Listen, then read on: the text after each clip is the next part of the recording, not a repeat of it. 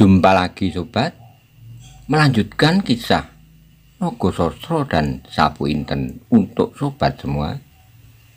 Selamat menikmati, salam sejahtera dan bahagia untuk Anda.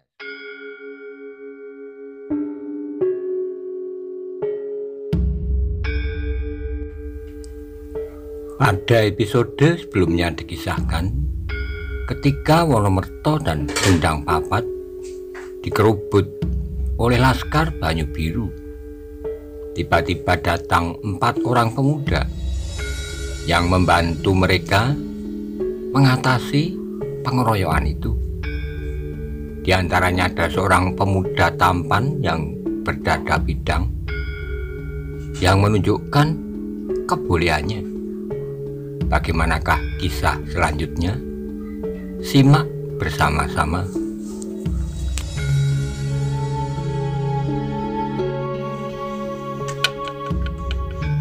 Wajahnya sama sekali tidak menunjukkan kesungguhan. Sayang bahwa cahaya api yang semakin pudar tidak memberi kesempatan kepada Wonomerto dan Sendang Papat untuk mengenalnya dengan baik. Dengan nada yang segar, anak muda itu berkata, "Hei, kawan-kawan dari Pamingit, kenapa kalian bersusah payah mengejar-ngejar Kyai Wonomerto dan Kakang Sendang Papat? Sedang orang-orang yang bersalah tidak kau tangkapi. Siapa yang bersalah itu?" teriak orang-orang Pamingit dengan marah. "Sontani dan orang-orangnya," jawab anak muda itu. "Omong kosong," bentak orang Pamingit yang lain. Sambil memutar pedangnya menyambar punggung anak muda itu. Dengan enaknya anak muda itu mengelak tanpa berkisar, tetapi kemudian dengan satu gerakan yang sederhana, ia telah berhasil memukul dengan tangannya. Ya, dengan tangannya. Pergelangan tangan orang yang menyerangnya, sehingga terdengar ia mengaduk perlahan, dan pedangnya terpelanting jatuh di tanah. Orang itu menggeram marah, tapi ia memacu kudanya menjauhi anak muda itu. Belum ia berhasil mendapatkan sebilah pedang yang lain yang dipungutnya dari seorang kawannya yang telah terbaring di tanah, anak muda itu masih bertempur dengan lincahnya. Wonomerto dan Sendang Papat seolah-olah terbebas sama sekali dari perkelahian itu. Mereka kini tinggal menghadapi seorang, sedang yang lain lebih banyak mencari perhatian untuk menjatuhkan pemuda itu lebih dahulu. Dengan tertawa anak muda itu kemudian terdengar berkata, "Hei kawan-kawan Pamingit, demikianlah kira-kira yang akan kalian alami kalau kalian pada suatu saat terpaksa bertempur melawan Aryo Saloko." Seorang dari anak muda itu mengulangi kata-katanya, "Aryo Saloko." Sedangkan dalam hati Wonomerto dan Sendang Papat tertarik pula pada kata-kata itu. "Ya, Aryo Saloko dapat bertempur jauh lebih baik lagi.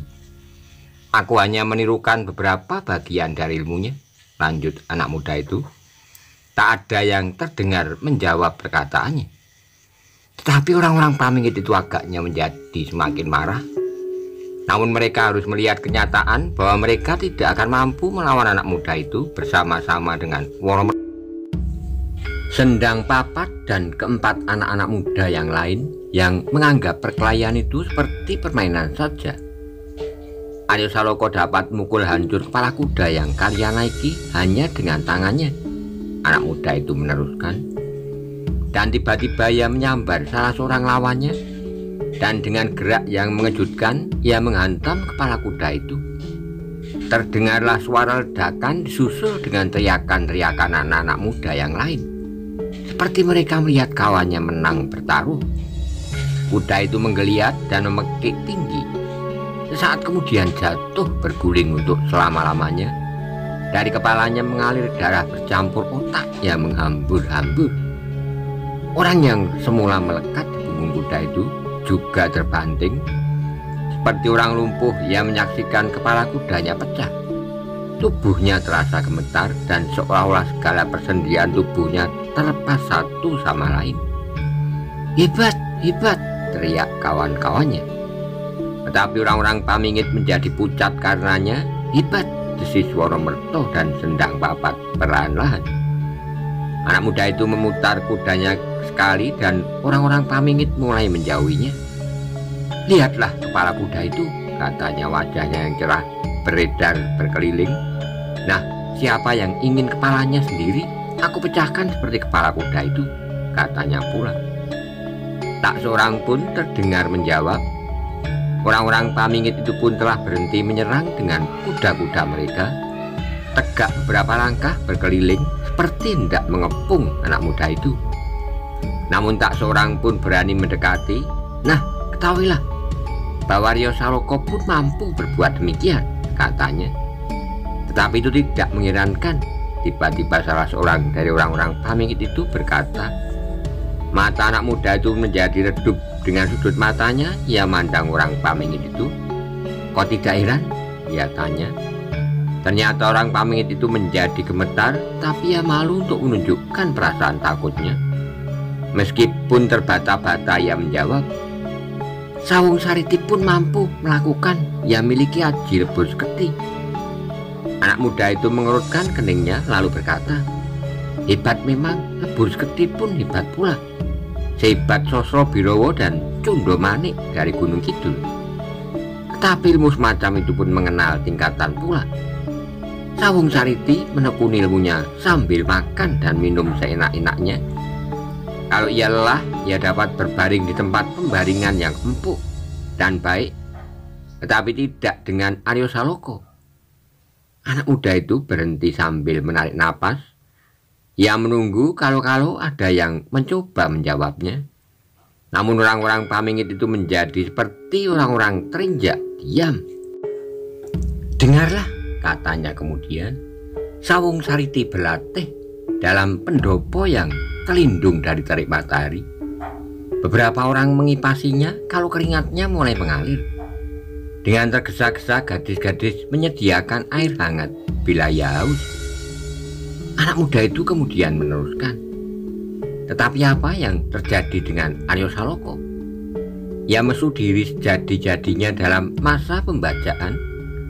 Apabila siang ia berlatih di terik panas matahari, apabila malam ia berlatih dalam buayan angin malam. Kalau ia lelah, ia baringkan dirinya beralas rumput, berselimut langit. Kalau ia haus, minumlah ia air hangat yang baru mancar dari sumbernya. Sedangkan kalau ia lapar, dengan sabarnya ia menunggui perapian di mana ia merebus jagung atau ketela pohon. Di samping itu, ia memperkuat tubuhnya dengan bekerja keras.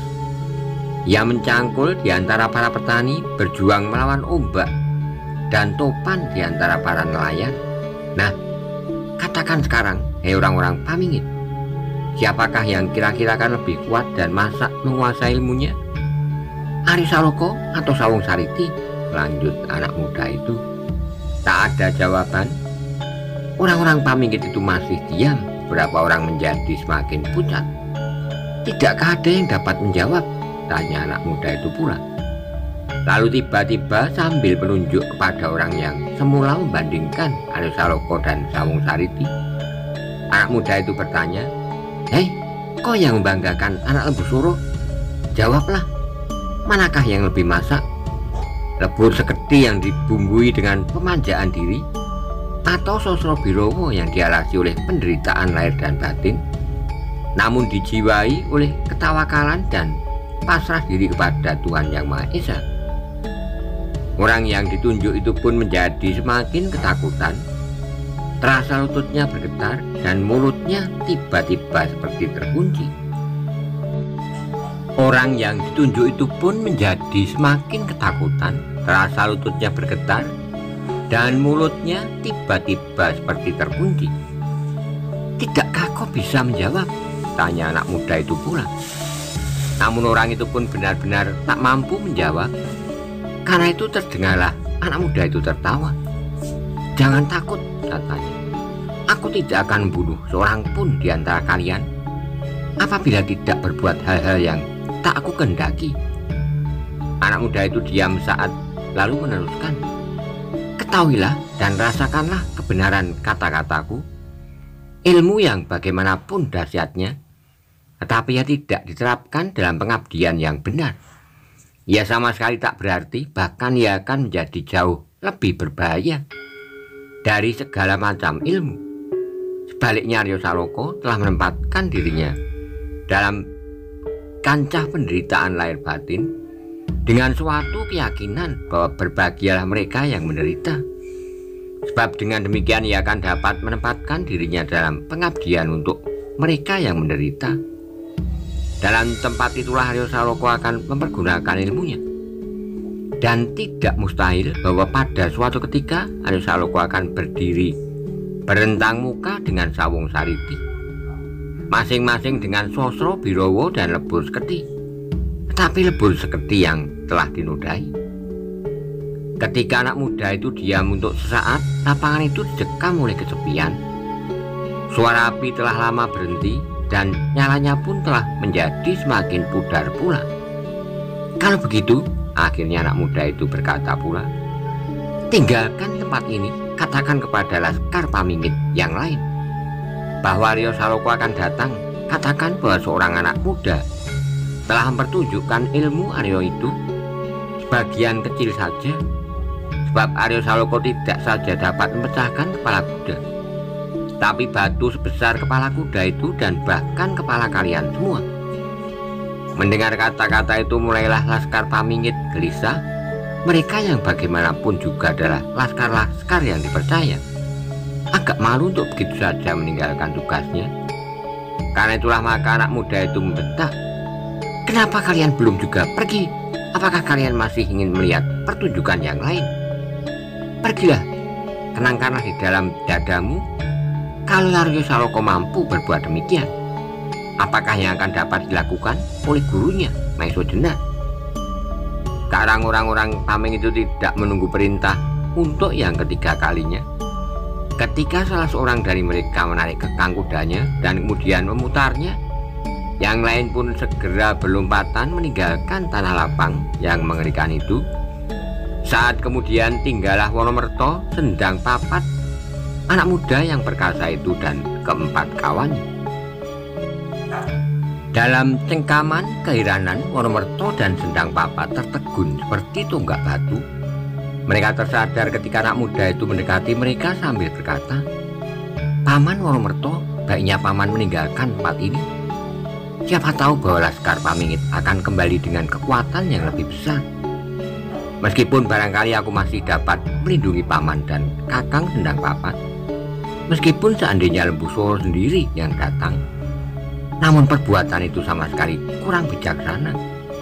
Bukankah paman mendapat kesempatan untuk pergi sekarang?" Ya, Nggir, jawab Wonomerto terputus-putus. "Aku ucapkan terima kasih yang tak terhingga. Paman dapat mempergunakan kuda-kuda kami untuk kawan-kawan paman dan Kakang Sendang Parapat. Tinggalkan kota ini sebelum matahari terbit, supaya paman tidak banyak mengalami gangguan serta kemungkinan-kemungkinan yang berbahaya dapat dikurangi."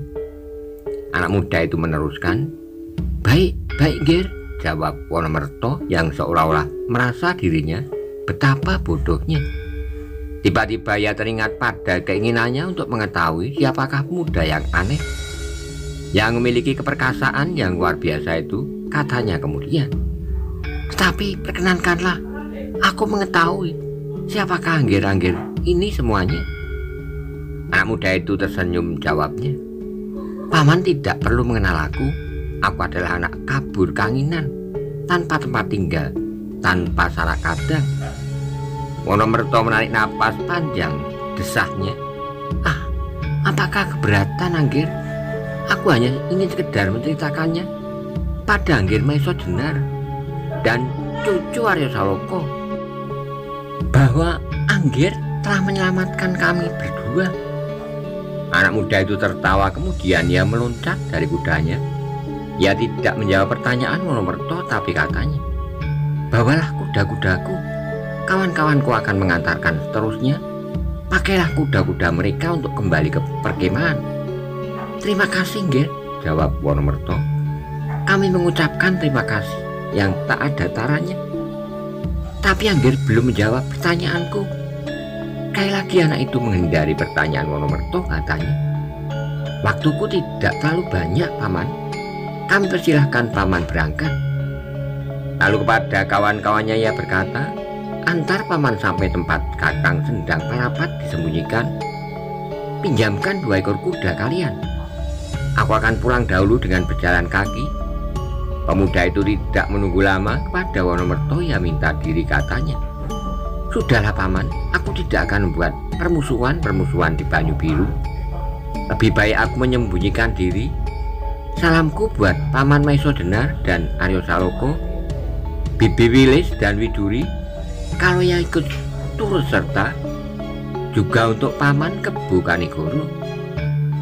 Setelah itu maka dengan tidak menunggu jawaban, ia melangkah meninggalkan Wonomerto dan Sendang Papat yang memandanginya dengan kagum. Anak itu berjalan dengan langkah yang tetap tegap, seakan-akan dari tubuhnya memancarkan kewibawaan yang agung. Tiba-tiba Wonomerto ingat kepada kata-katanya, kata-kata anak muda yang tak mau dikenal itu, bahwa Aryo Saloko pun mampu melakukan apa yang baru saja dilihatnya dengan Sosro Birowo. Karena itulah ia menjadi bangga dan berbesar hati. Meskipun Aryo agak lebih muda dari anak yang aneh itu, namun ia yakin bahwa Aryo Saloko pun akan mampu menggemparkan orang pamingit kelak. Marilah paman, tiba-tiba seorang dari anak muda yang 4 itu mengajak. Wonomerto terkejut seperti orang tersadar dari mimpinya. Ia menjawab tergagap, marilah Anggir. Saat kemudian berjalanlah iringan kuda itu ke rumah Prono, tempat Sendang Parapat disembunyikan. Sendang Papat menggandeng kuda anak muda yang tak mau dikenalnya, sedang Wonomerto duduk dengan muka tunduk. Tiba-tiba seperti orang yang teringat sesuatu, Wonomerto bertanya, anak-anak muda, siapakah sebenarnya kalian ini? Mereka berempat tersenyum bersama-sama. Salah seorang dari mereka menjawab, kami adalah anak-anak Banyu Biru saja, Kiai.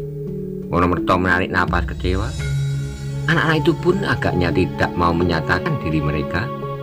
Ia menjadi heran kenapa hal itu disembunyikan. Apakah mereka takut pembalasan dendam dari orang-orang Pamingit? Dan bukankah ia bukan orang Pamingit, dan bukankah anak muda yang pertama tadi tidak takut kepada Lembu Suro sekalipun? Alangkah hebatnya, seorang yang masih semuda itu telah memiliki ilmu yang dapat disejajarkan dengan ilmu Lembu Suro. Tapi Wonomerto tidak bertanya lagi. Ia merasa bahwa hal itu tak akan berguna. Kenangannya kemudian bergeser kepada Sendang Parapat. Mudah-mudahan ia mendapat pertolongan. Perjalanan mereka tidak memerlukan waktu lama. Rumah Prono tidak begitu jauh dari tanah lapang itu. Begitu mereka sampai, Sendang Papat tidak menunggu lagi. Segera ia melompat menambatkan kudanya serta kuda yang dituntunnya, untuk kemudian dengan tergesa-gesa mengetuk pintu rumah itu. Sekali 2 kali ketukannya tidak mendapat jawaban. Baru setelah Sendang Papat mengulang-ulang, terdengarlah seseorang bertanya, siapa? Aku Sendang Papat, jawabnya. Perlahan-lahan pintu rumah itu pun terbuka. Seorang yang telah setengah umur berdiri di balik pintu itu. Paman Prono, sapa Sendang Papat. Oh, kau Sendang, masuklah, jawab Prono. Aku bersama dengan Kiai Wonomerto, jelas Sendang Papat. Marilah Kiai, ajak Prono. Marilah masuk. Wonomerto mengangguk sambil menjawab, baiklah Prono. Lalu kepada keempat muda yang mengantarnya ia berkata, kami persilahkan Anggir singgah di rumah sahabat ini. Terima kasih Kiai, kami akan segera pulang, jawab mereka. Dan setelah mereka meninggalkan 2 kuda mereka, segera mereka pun minta diri. Keempat anak muda itu dengan mempergunakan 2 ekor kuda segera meninggalkan halaman itu. Anak-anak yang aneh, gumam Wonomerto. Sendang Papat sudah tidak sabar lagi. Segera ia bertanya tentang adiknya. Setelah pintu rumah itu ditutup kembali, segera mereka dibawa ke ruang belakang, di mana Sendang Parapat dibaringkan. Ketika Wonomerto dan Sendang Papat memasuki ruangan itu, mereka melihat tubuh Sendang Parapat diam terbaring. Di sebelahnya duduk 3 orang kawannya. Ketika Sendang Papat meraba tubuh adiknya itu, Sendang Parapat membuka matanya. Perlahan-lahan mendengar ia berkata, "Maafkan aku, Kakang. Aku tidak dapat memenuhi harapanmu menjadi prajurit yang baik." Sendang Papat merapatkan diri duduk di samping adiknya, bisiknya. "Kau telah berusaha, Parapat. Kejadian ini sama sekali bukan salahmu. Orang-orang Sontani telah mulai dengan curang menyerang kau dari belakang. Tidak sepantasnya aku mengemban tugas ini, Kakang." Sendang Parapat meneruskan, seolah-olah ia tidak mendengar kata-kata kakaknya. "Jangan berpikir terlalu jauh, Parapat," sahut Wonomerto. "Kau telah melakukan tugasmu dengan baik. Bukankah tak seorang pun mampu berbuat sesuatu apabila ia mendapat serangan seperti serangan atas dirimu? Sekarang tenangkan hatimu, mudah-mudahan lukamu lekas sembuh." "Ya," jawab Sendang Parapat, "aku ingin lukaku lekas sembuh. Sekarang aku tunggu. Besok aku akan kembali dengan keris di tangan." Wonomerto, Sendang Papat, dan mereka yang mendengar kata-kata itu menjadi terharu. "Bagus," bisik Wonomerto, "kau akan segera kembali ke Banyu Biru." Sendang Parapat diam, tapi wajahnya sudah tidak terlalu pucat. Napasnya telah mulai teratur, darah sudah tidak mengalir lagi dari lukanya. Agaknya Ki Prono berhasil mendapatkan jenis daun-daunan yang baik. Dalam keadaan yang demikian itulah Wonomerto dan Sendang Papat teringat kepada pesan anak muda yang aneh itu. "Tinggalkan tempat ini sebelum matahari terbit." "Sendang," berbisik Wonomerto, "bagaimana dengan pesan anak muda itu?" "Baiklah, kita usahakan, Kiai. Kita tinggalkan kota ini sebelum matahari terbit," jawab Sendang Papat. Mereka berdua bersama-sama memandang Sendang Parapat. Dapatkah anak itu diajak berjalan atau berkuda? Agaknya Sendang Parapat merasa bahwa dirinya menjadi persoalan. Karena itu perlahan-lahan ia berkata, "Aku dapat berbuat apa saja yang kalian kehendaki. Berjalan pulang atau bertempur sekarang juga." Wonomerto menarik napas. Anak muda ini memang berhati baja, seperti juga kakaknya yang hampir saja bunuh diri. "Parapat," jawab Wonomerto, "baiklah kami berkuda pulang ke perkemahan. Di sana dapat kita kaji untung rugi dari setiap langkah kita dengan tenang." "Apalagi berkuda," jawab Parapat kemudian. Mereka pun segera bersiap. Prono tidak dapat menahan mereka, sebab ia tahu bahwa mereka sedang melakukan tugas.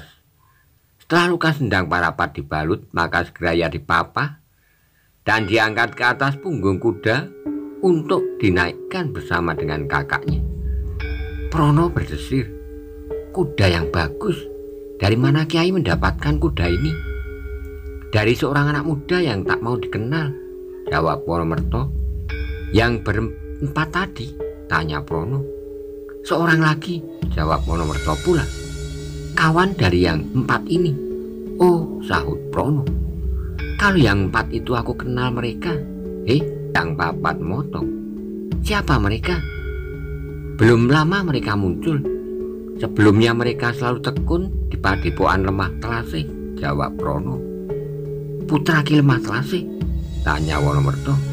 "Ya, putra dan kemenakan Ki Lemah Telase," jawab Ki Prono. "Ya ampun," sahut Wonomerto, "jadi mereka anak-anak dan kemenakan Ki Lemah Telase yang juga disebut Buyut Banyu Biru itu?" "Ya," jawab seorang lagi. Sendang Papat menyela. "Siapa?" sahut Prono. "Mereka hanya selalu berempat, tak ada orang lain di padepokan itu. Ada seorang yang gagah, tampan dan berwibawa. Anggun, sungguh anak yang luar biasa," sambung Sendang Papat. Ki Prono menggelengkan kepalanya. "Entahlah," jawabnya. Wonomerto dan Sendang Papat jadi kecewa, tapi ia tidak dapat memaksa untuk mendapat jawaban. Karena itu segera mereka minta diri untuk segera kembali ke perkemahan. Saat kemudian mereka segera berangkat beriringan. Sekarang ketiga orang kawan Sendanglah yang berkuda di muka, kemudian Sendang kakak beradik.